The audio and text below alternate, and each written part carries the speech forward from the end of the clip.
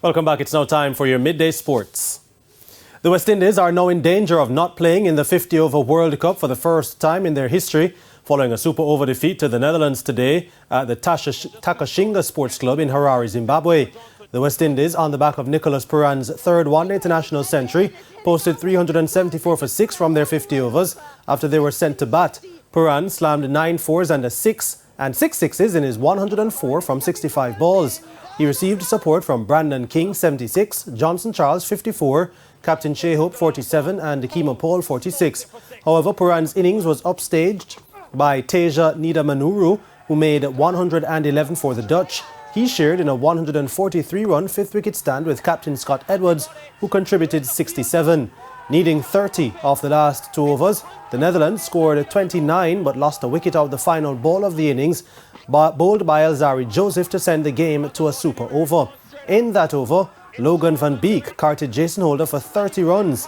Needing 31 to win and carry 2 points into the Super Sixes, the Windies could only muster 8 runs and lost 2 wickets. The West Indies enter the Super Six stage without a point and will have to win their 3 games against Sri Lanka, Scotland and Oman, and then hope for favourable results.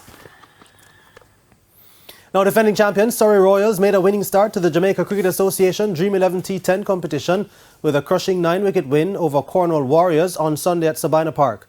Led by Kari Campbell's 3 for 5 and Pete Salmon's 2 for 9, the Warriors limped to 52 for 8. Now, Devaro Smith, 23, was the only player in double figures. Leroy Lugg with 34 from 17 and Siobhan Simpson, 17 not out, helped the Royals race to 53 for 1 in 5 overs. In the opening match on the day, the last year's beaten finalists Surrey Kings recorded a 5-wicket win over the Middlesex United Stars. The United Stars were first dismissed for 71 in 9.5 overs, with Antoine Stevens claiming 3 for 13 and 2 wickets apiece for Javor Royal and Shalom Parnell. Now, the Kings then utilised 7.3 overs to get to 74 for 5. 3 players made 13 to help them get to their target.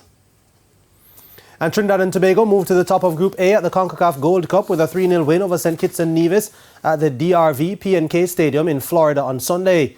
Goals from Alvin Jones in the 43rd, Ajani Fortune in the 65th, and Jamil Ibel's 73rd minute own goal carried the Trinidadians to a comfortable win.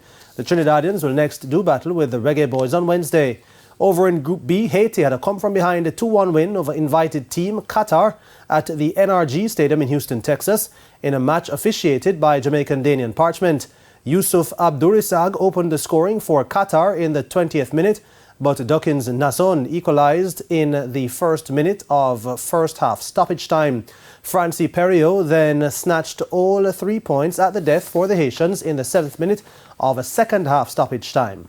And led by a double from Luis Romo, perennial winners Mexico thrashed Honduras 4-0 in the late game in Group B. Romo scored in the first and the 23rd minutes.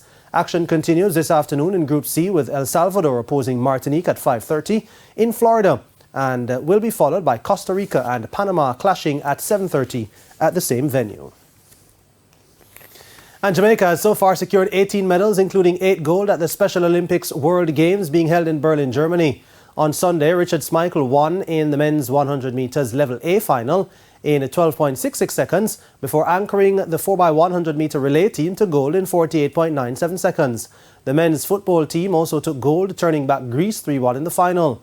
And 20-year-old Kyle Ford secured silver in badminton men's singles, defeating Norway's Hans Jakob Skri 21-15, 21-18 in Division 2. It was the second medal for Ford at the Games, who along with unified Paralympic partner Travis Ebanks won silver in the unified men's doubles event. Jamaica has secured 8 gold, 7 silver and 3 bronze at the Games. And that's it for your Midday Sports Report. O'Shane?